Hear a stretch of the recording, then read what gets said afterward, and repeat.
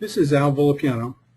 In this training video, we'll give you an overview of the Comprehensive Health Assessment for Teens, or CHAT. There are three main components of the CHAT system. That includes the assessment interview, the clinical reports, and data that you can use for analysis and monitoring outcome.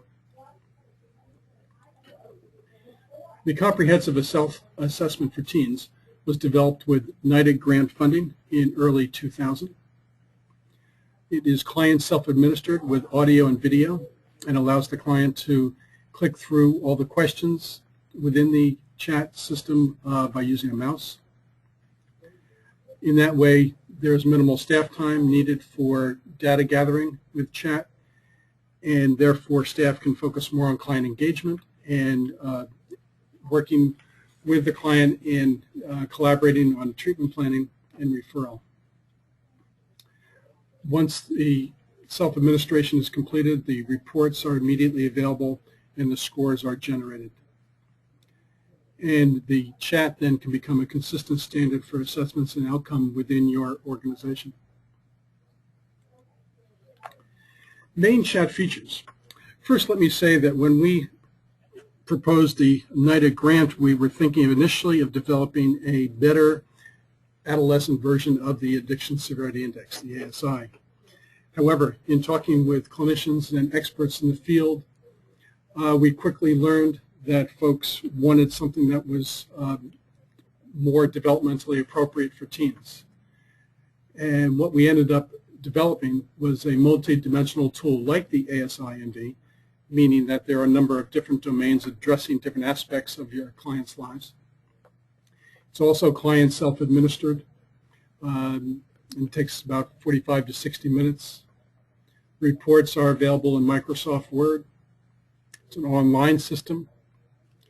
And regarding the developmental approach to teens, we spent much more effort in developing or asking questions related to psychological concerns and issues, family, peer, and romantic relationships, as well as strengths and resiliency issues.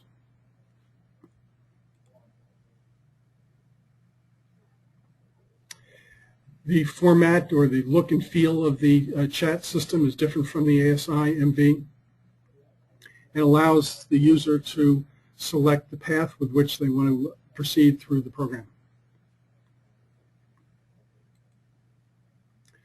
The client experience using the tool has been pretty positive. From our customers and trials and focus groups, we've learned that teens relate to computers probably more so than some of the adults that we've worked with in the past.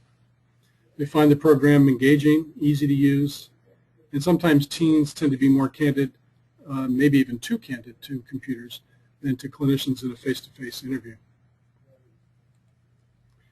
We also have some information on the study results that have shown it to be both valid and reliable, and solid stability over time, and the references are available if you would like further information.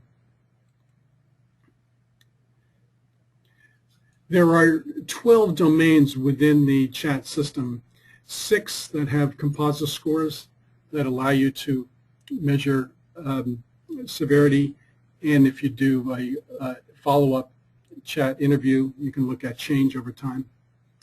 There's another 6 that provide you with clinical information, which I'll show you in a second. And then with all 12 domains, they provide you with the client rating of how worried they are about each of the areas and how much they think they need help for themselves in each of these areas. So let me go back. These are the first 6 domains: alcohol use, drug use, tobacco use, psychological health, family relationships, and peer relationships. So each of those 6 domains are scored from 0 to 100. And anything above a 49 would be a slight to extreme problem. Anything below 49 and below, or excuse me, 48, 49 would be a possible risk because we capture anybody who reports initial use of alcohol, drugs, or initial psychological issues, etc. But in general, anything 49 and below is within the normal range.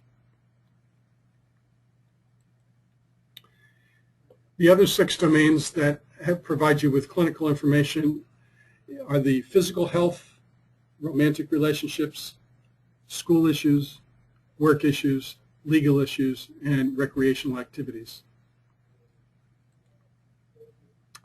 Now, the worry and motivation ratings that are provided in all the domains give you information about how the client views that particular area. In other words, worry is how worried they are about their problems, and motivation is how important is it for them to receive help for their problems now. And the ratings are from 1, not at all, 2, a little, 3, moderately, 4, very much, and 5, extremely. The resiliency constructs or strengths, what we've tried to do is to provide you with clinical information about how the client sees themselves or what resources they bring to the setting that may bode well for them coping effectively or may not bode well for them being able to manage the issues that are going on in their life. So they provide you information about how satisfied are they with themselves in different settings, like the school setting, the work setting, family setting, peer setting. Same thing with resourcefulness. How resourceful do they think they are in coping with problems, and especially in different settings? How motivated are they to change or do something about the areas identified? And how do they feel in these different settings or contexts, in their family, their work, their school, or their peer settings?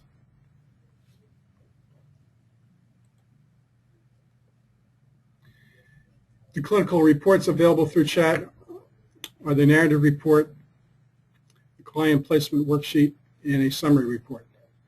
The narrative report is the main output that summarizes all the data points within the chat interview. It's in Microsoft Word, as the other reports are, and it allows you to add your clinical impressions, additional information, and even copy and paste information to other reports that you have. We encourage people to get used to this report, although we have developed this summary report as a brief version of the narrative report because folks gave us feedback over the first couple of years of the chat being released that the report was not as easy, it was not as intuitive for them to understand exactly what the key points were for them to look for treatment planning help and information that was critical to understanding the client. So we developed a summary report, which is about a 5-page report that does try to present the clinician with this practical information, but the narrative report still does contain the full data set and will be a resource for you as well.